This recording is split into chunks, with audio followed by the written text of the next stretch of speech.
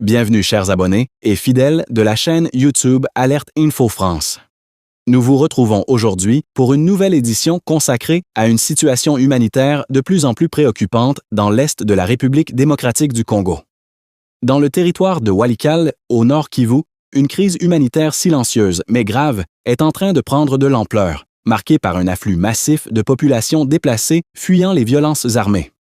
Une nouvelle crise humanitaire se dessine actuellement dans le territoire de Walikale, situé dans la province du Nord Kivu, à l'est de la République démocratique du Congo.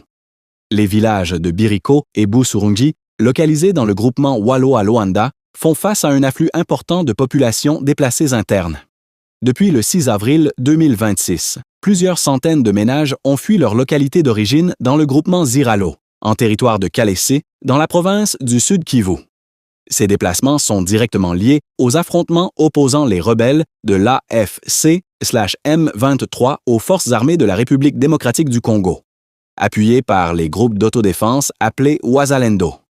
Les violences ont été signalées dans plusieurs villages de Ziralo, plongeant les populations civiles dans une peur constante et les contraignant à fuir pour sauver leur vie. Face à cette insécurité persistante, les habitants ont cherché refuge dans des zones jugées relativement plus sûres, notamment à la frontière entre le Nord Kivu et le Sud Kivu.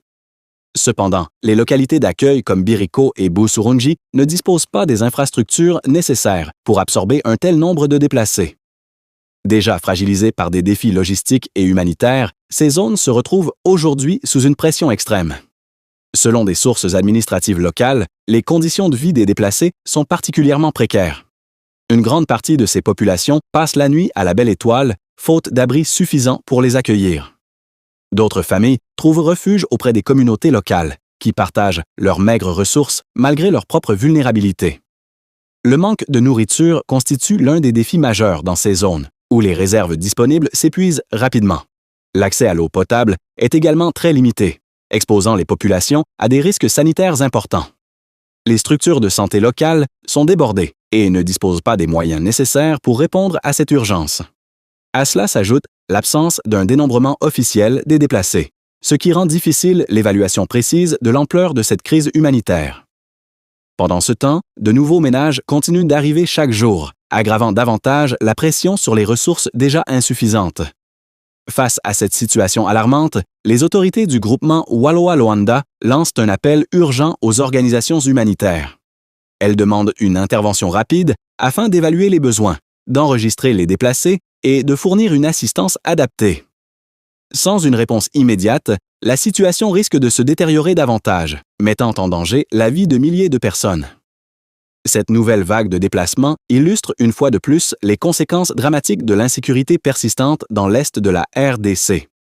La situation à Walikale est donc un signal d'alarme qui ne doit pas être ignoré. Derrière ces chiffres, ce sont des vies humaines en détresse, des familles brisées et un avenir incertain pour des milliers de civils innocents, sur une nouvelle escalade de la situation sécuritaire dans l'est de la République démocratique du Congo.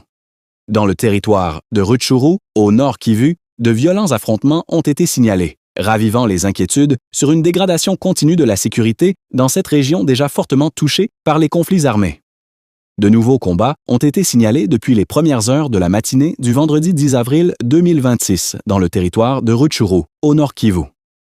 Les affrontements se déroulent précisément dans la localité de Rwankuba, située dans le groupement Kihondo, au sein de la chefferie de Bwito. Selon plusieurs sources locales, la situation s'est rapidement détériorée avec des échanges de tirs intenses entre les groupes armés. Les combats opposent les Wazalendo, des groupes d'autodéfense locaux, aux rebelles de l'AFC/M23. Des tirs nourris ont été entendus dans les villages de Kiringa et Buoma, témoignant de la violence des affrontements. Les détonations d'armes lourdes et légères confirment l'intensité des combats en cours dans cette zone. Ces affrontements s'inscrivent dans un contexte sécuritaire déjà très fragile dans le territoire de Rutshuru. Depuis plusieurs mois, cette région est le théâtre de conflits récurrents entre différents groupes armés qui se disputent le contrôle du territoire. La présence simultanée de plusieurs forces armées rend la situation particulièrement complexe et difficile à stabiliser. La chefferie de Bwito, déjà durement touchée par les déplacements massifs de population, se retrouve à nouveau au cœur des violences. Ces nouveaux combats risquent de provoquer une nouvelle vague de déplacements de civils. De nombreuses familles pourraient être contraintes de fuir leurs habitations pour échapper aux violences. Les habitants des zones concernées vivent actuellement dans une peur constante, craignant pour leur sécurité et celle de leurs proches. L'accès aux services de base devient de plus en plus difficile dans ces zones touchées par l'insécurité. Les activités économiques sont fortement perturbées, aggravant la précarité des populations locales. Face à cette situation, les appels se multiplient pour une intervention urgente afin de protéger les civils. Par ailleurs, sur le plan régional, la Tanzanie a exprimé sa volonté de renforcer le dialogue sécuritaire pour favoriser la paix et la stabilité en République démocratique du Congo. Cette initiative souligne l'importance d'une coopération régionale pour tenter de mettre fin aux violences persistantes. Cependant, sur le terrain, la situation reste extrêmement tendue et imprévisible. Les échanges de tirs se poursuivent, laissant les populations dans l'incertitude totale. La reprise des combats à Rutshuru illustre une fois de plus la fragilité de la situation sécuritaire dans l'est de la RDC, où chaque nouvelle escalade entraîne des conséquences dramatiques pour les populations civiles. Une réponse rapide, tant au niveau national qu'international, apparaît plus que jamais nécessaire pour éviter une aggravation de la crise. La situation dans l'est de la République démocratique du Congo continue de susciter de vives inquiétudes au niveau national et international. Plusieurs incidents ont été signalés dans de nombreuses zones de conflit, où les populations civiles restent les principales victimes. En tant que pays directement affecté par des conflits récurrents, la République démocratique du Congo affirme accorder une attention particulière à la protection des populations civiles. Les autorités rappellent que ces dernières continuent de payer un lourd tribut aux conflits armés, à travers des violences répétées et des déplacements forcés. Parmi les violations les plus graves figurent également les violences sexuelles, ainsi que d'autres atteintes sérieuses au droit international humanitaire. Dans un contexte marqué par la multiplication des crises et la fragmentation des zones de conflit, la question de la protection des civils devient de plus en plus urgente. Les autorités et observateurs s'interrogent désormais sur la manière dont une coopération fondée sur le droit international pourrait renforcer la stabilité dans la région. Dans ce contexte déjà très tendu, une découverte macabre a été signalée dans la ville d'Uvira, située dans la province du Sud-Kivu. Des fosses communes contenant au moins 210 corps ont été découvertes, selon des sources officielles locales. Cette révélation a été faite le 2 avril 2026 par le gouverneur du Sud-Kivu, Jean-Jacques Purussi. Selon lui, cette découverte est intervenue seulement 3 jours après le retour de l'administration provinciale dans la ville. Ce retour faisait suite au retrait de la rébellion de l'AFC/M23, soutenu selon certaines sources par des éléments étrangers. Les autorités indiquent que ces informations ont été confirmées par l'organisation Human Rights Watch, HRW. Selon cette ONG, de graves abus auraient été commis lors de la prise de la ville d'Uvira en décembre 2025.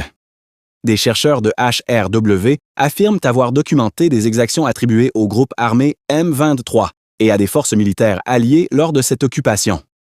2 chercheurs, Lewis Mudge et Clémentine de Montjoie, se sont rendus sur place en mars 2026 afin de recueillir des témoignages. Dans leur rapport publié début avril 2026, ils indiquent avoir interrogé de nombreux habitants victimes de violences pendant la période d'occupation.